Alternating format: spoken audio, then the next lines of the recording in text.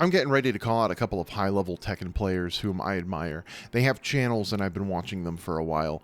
I shouldn't have to do this, but I'm going to preface this video by saying I'm not a pro fighting game player. I'm not even a good fighting game player. I'm not a tournament organizer. I'm not a successful or popular content creator, and I'm not a video game designer.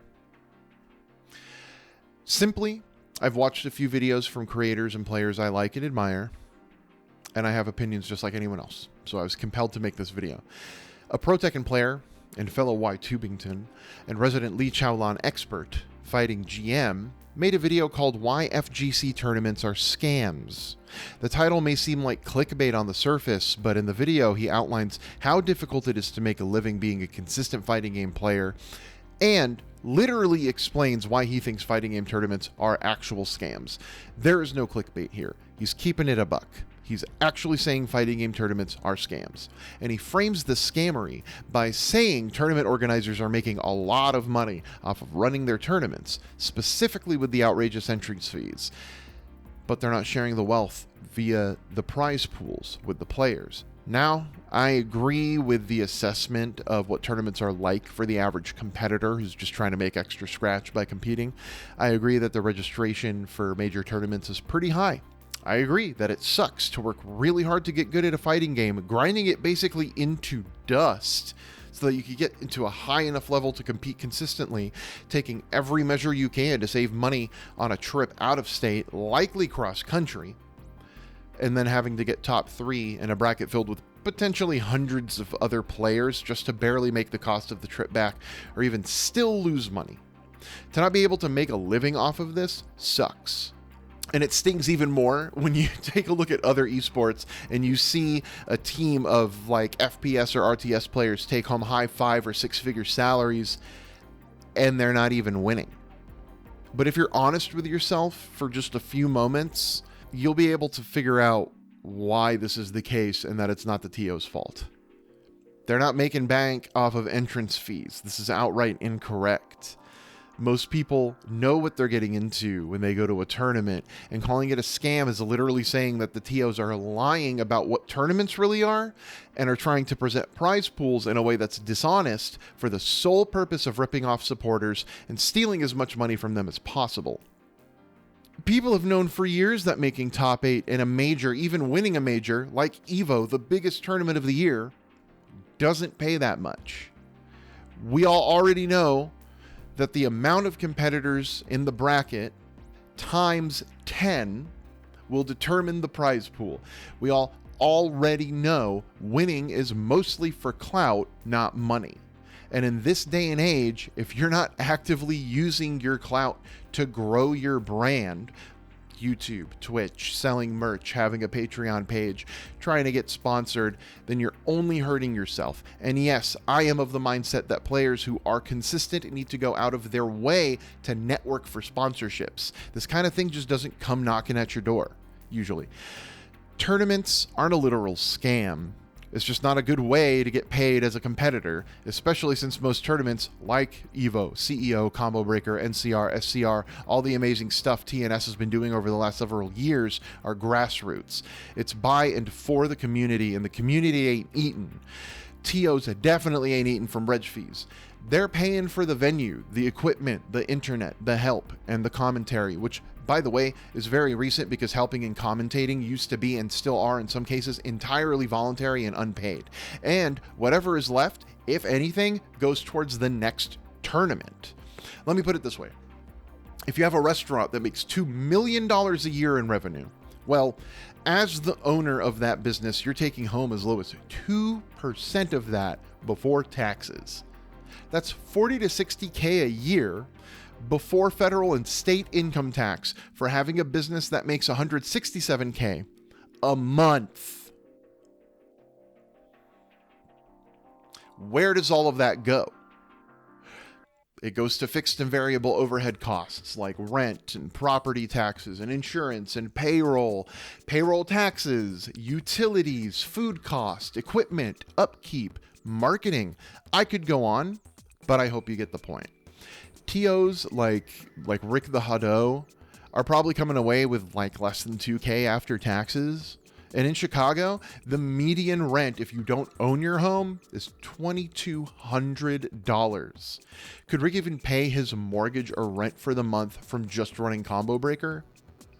Not to mention groceries, utilities, phone bill, car insurance, possible car payments, any possible medical debt, internet, and I'm pretty sure TOs weren't eaten due to the pandemic.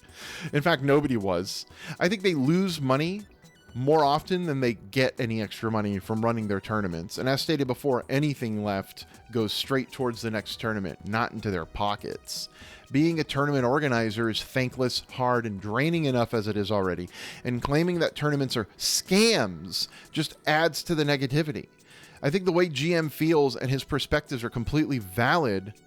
I even agree with a lot of it, but the way in which it was presented, the way it was framed, is pretty damaging. I think his anger and vitriol about the subject are justified yet misplaced, because if CEO or Combo Breaker or TNS could pay players tens of thousands of dollars, they would. So to say that they're scamming us and that they're making a lot of money off of entrance fees out of our pocket, and to say to stop going to tournaments, it's untrue, and it's damaging to the competitive scene. You know who's eaten because of us? Bandai Namco, NRS, Capcom. They're the ones actually scamming us. We buy their full-priced games and we buy their overpriced DLC and put up with their predatory anti-consumer business practices like loot boxes and battle passes and stores. Bandai Namco says an outfit is worth $4, but they require us to pay a minimum of $5 to get the lowest tier of coins, leaving us with a surplus of coins that's essentially useless unless we purchase more to trade them in for another item, which leaves us with a surplus of coins that we can't spend anything on, which prompts us to purchase more coins to buy the next item, which leaves us with a surplus of coins we can't spend anything on, which prompts us to purchase more coins to buy the next item, which leaves us with a surplus of coins we can't spend anything on, which prompts us to purchase more coins to buy the next item, which leaves us with a surplus of coins we can't spend anything on, which prompts us to purchase more coins to buy the next item, which leaves us with a surplus of coins we can't spend anything on. How is this less of a scam than going to a tournament? And that brings me to the discourse happening around Tekken 8 right now. There's a lot going on with the game, and everyone's priorities are going to be different. It makes sense that tournament level players are mostly discussing balancing and patching, and it makes sense that casual players are mostly discussing content, and some of us are discussing business models, and I'm of the latter camp here. And it's also reasonable that there's some overlap. Now, when someone of the former camp decides to comment on the business practices, it's usually very milquetoast and doesn't really contribute to the discussion in a meaningful way. In fact, I'd argue it's more damaging than anything else. And all this is to maintain face so they can collaborate with the companies in the future. I guess nobody wants what happened to Sagechamp regarding Street Fighter V to happen to them. There's another Pro Tekken player and fellow Y Tubington, FeedEx, made a video about the Tekken 8 changes. Most of the video is about gameplay implications and concerns, understandably, since he's a high-level tournament player. He barely mentions the Battle Pass at the very end, and really only addresses how underwhelming the content itself actually is. He even goes as far as to say he wishes that the content you get from the Battle Pass was better, especially considering the game costs full price. Now, while I do appreciate the fact that he actually does mention the Battle Pass and he's a little bit critical of it, especially since I didn't really expect him to mention it at all, I do take umbrage with his overall assessment. While it's not unreasonable on the surface to say that extra content in a game that costs money should be good, obviously we want good content for our money, it suggests in this context specifically that it's okay to have a battle pass in a full-priced game to begin with. Battle passes and stores like what are in Street Fighter 6 and Tekken 8 have historically been put into free-to-play games because this is the only way those games can make money. Because it's free to play them. That's the point. I'm uncomfortable with the thought that viewers, especially younger viewers and gamers, will get the impression that it's okay for corporations to charge $70 for their game on launch, have character passes that are $40 for only 4 characters, and then implement a battle pass and a shop within the game. A shop that has a currency system that's separate from the actual in-game currency system that already exists. As long as the content is good, though, then it's fine. Also, I think good versus bad is a very bad way to contextualize extra content since it's subjective. For instance, most people would say that a Tekken 2 skin for King or a Tekken 4 skins for Jin and Xiaoyu or a Law skin that makes him look like Bruce Lee in Game of Death are good pieces of content and are worth $4 each. So putting aside the fact that you have to pay more than $4 to get each outfit, I think all of that content in and of itself sucks. Why? Because all of those outfits were in Tekken 7 at launch for the original price of the game itself. At the very least, if you're going to call the content good, it should be new stuff that we haven't already had since 2017. Maximilian made a video about this as well, and so did Lotus Sakura, and they kind of say the same thing. Basically, they just talk about how underwhelming the content itself is, but nobody is really talking about how this kind of stuff should not be in Tekken 8 at all. They all give the impression, if not outright say, that they'd be okay with it if the content was good. It's just frustrating.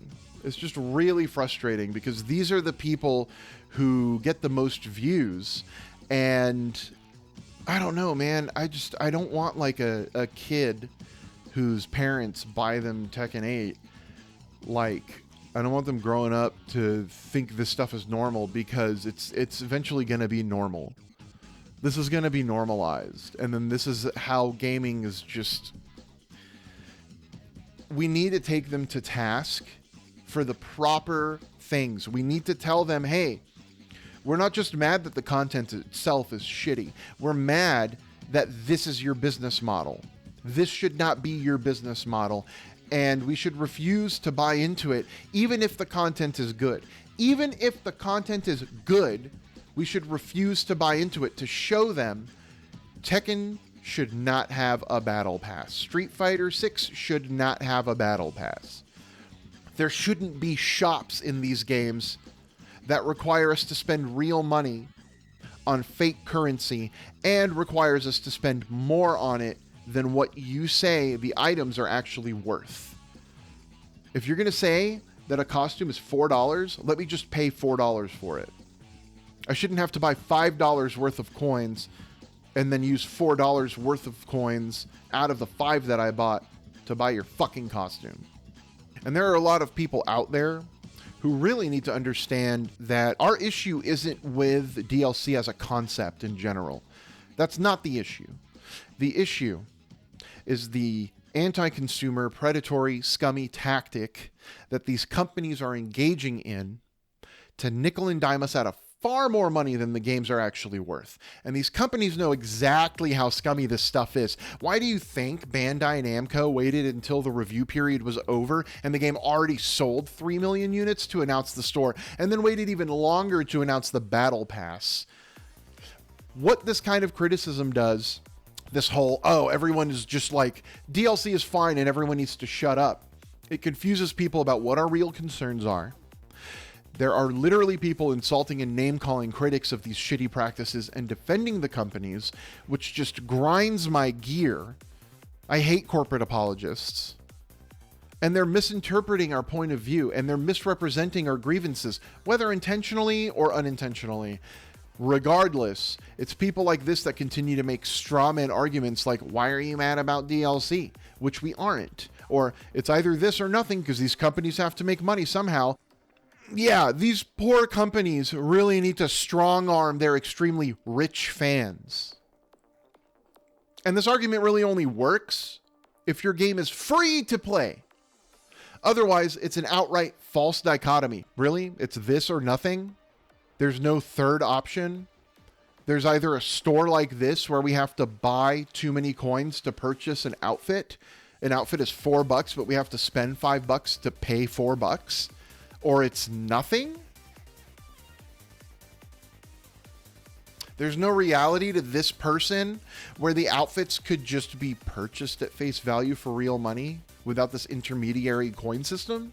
And it's not even like they're acknowledging that the third option exists and they're taking the really bad stance that it's not better than what's already being done. It's that the third option doesn't even exist to them.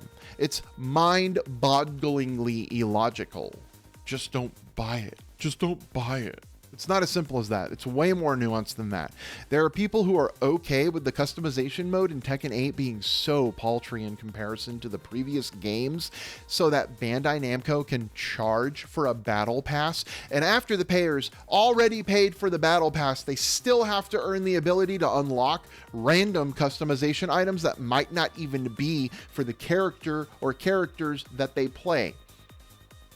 And if it does have stuff for their character or characters, they might not even get to the level needed to unlock it before it resets with new items, and those initial items become arbitrarily unavailable. Items which should have just been in the customization mode already. It's disgusting. It's FOMO. And using that as a tactic is disgusting.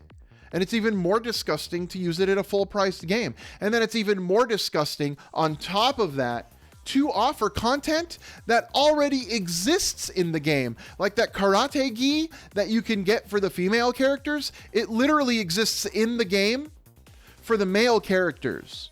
And it's locked for the female characters behind a paywall, literally for the reason that they want us to pay for it. They want us to pay for the ability for the female characters to use a customization item that's already in the game for the male characters that we got for just buying the game. And they want us to pay for a fucking Blender asset. And to throw TOs under the bus because they could barely afford to run their fucking tournaments, let alone pay players a decent prize pool, is just a terrible thing to put out there while companies are doing this shit. And it's just dangerous. It's dangerous to suggest that you're okay with this bullshit. Scummy business practices that should not be in a $70 game. To suggest that it's okay to do that as long as the content is good. If this is what the future of my favorite genre is going to be, then I'm done. And that pains me. All that's left for me to say is I hope you got something out of this video. And if you did, and if you liked it, leave a like. Let me know what you think in the comments, whether you agree or disagree. If you didn't like the video, thumbs it down. I don't give a shit. I don't care. If you want to subscribe, go ahead and subscribe. If you want to share this because there's someone you know who you think might get some use out of this or might find it interesting, go ahead and send it to them. And until the next one, take care.